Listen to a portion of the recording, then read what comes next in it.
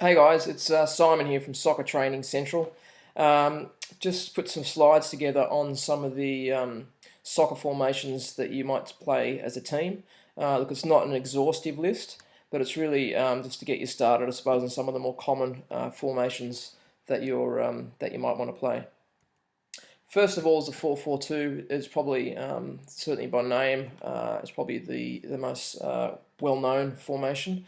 And the numbers relate to defence, midfield, and forward. So in this instance, we're talking about four in defence, four in the midfield, and two in the forwards. So you'll also notice that only adds up to 10. So it generally doesn't include the keeper, obviously, because the keeper doesn't change. So just to take you through 4-4-2. So in this instance, this is where you have four on the back. And as I took you through with the video I did on the positions that are available, the sweeper here behind the centre back, their role is really to cover across all of that defence. It's the last line of defence, so really to help try and clear up anything that might come through here. Really important as far as their tactical ability.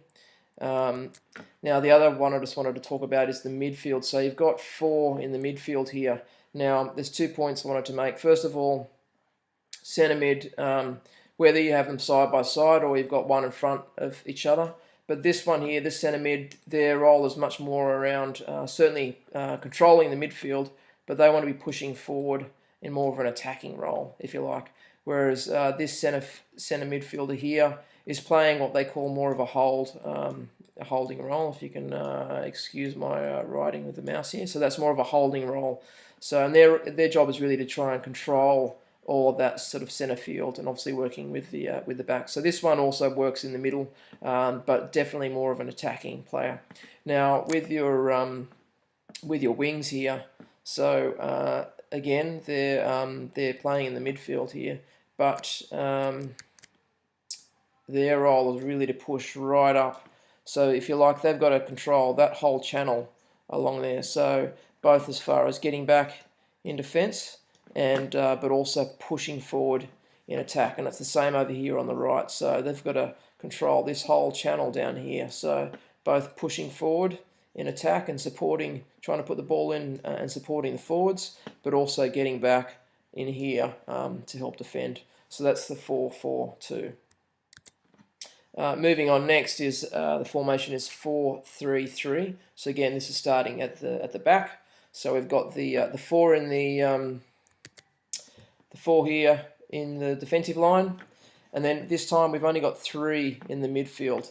So the left mid, if you like, still playing that sort of wing role. They've got to push up. Given we've got four at the back, they're still probably going to be pushing a bit more sort of forward. Same on the right, but this time you've also got three forwards, so you effectively got a centre forward, a left centre forward, and a right centre forward. So more of an attacking formation. The next one is a 4-2-4. So this is the most offensive, if that is a word in the soccer terms. Certainly the most attacking formation that you can play. So we've got four in the back here once again. This time we've only got these two in the midfield. So in order to do that, these guys here obviously need to be extremely fit, but also they need to be very skillful because they've got to control that whole area. So you need to have a lot of confidence in your midfield. And obviously the idea is that they can push the ball up into these four forwards that you've got in here. So it also requires that you can, between these six players, that you can maintain and hold possession. But it does really come down to how skillful these guys are here in the middle. No doubt about that. The next formation is 3-5-2. It's probably also next to the 4-4-2. It's probably the most next common, if you like. So you'll notice here.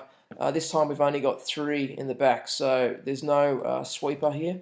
So, excuse me, we're relying on having these three here in the middle. And what we've done instead is we've got three in the centre mid here. So again, this one's playing a bit more of this centre mid here is playing more of a holding role, similar with this. and this one at the front certainly being sort of pushing up a bit. Again, you've got your left mid and right mid.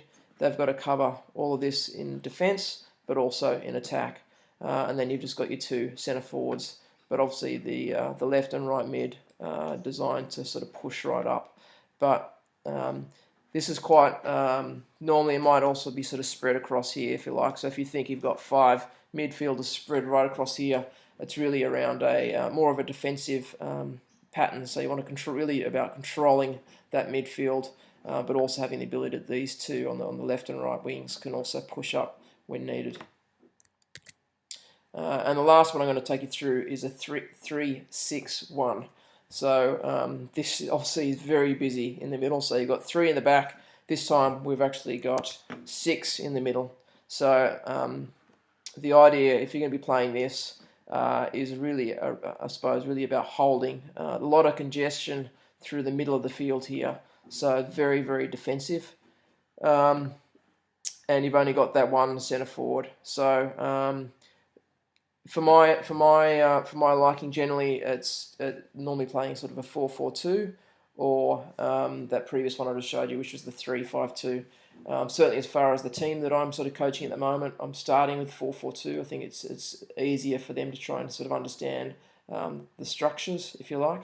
But anyway, that's just a quick overview. There are other alternatives that you can play, but they're just some of the sort of the more common ones that you might find. Hopefully that was helpful. And yeah, just check out the website and see what else that we might have for you.